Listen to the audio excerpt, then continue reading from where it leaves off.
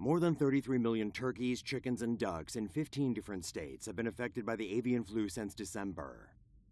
About 40% of hens in Iowa are dead or will be euthanized, while in Minnesota, more than 14% of hens have died. The virus is spread by wild bird droppings left on farms, dust, and dander, or from the shoes of a person who moves from one facility to another.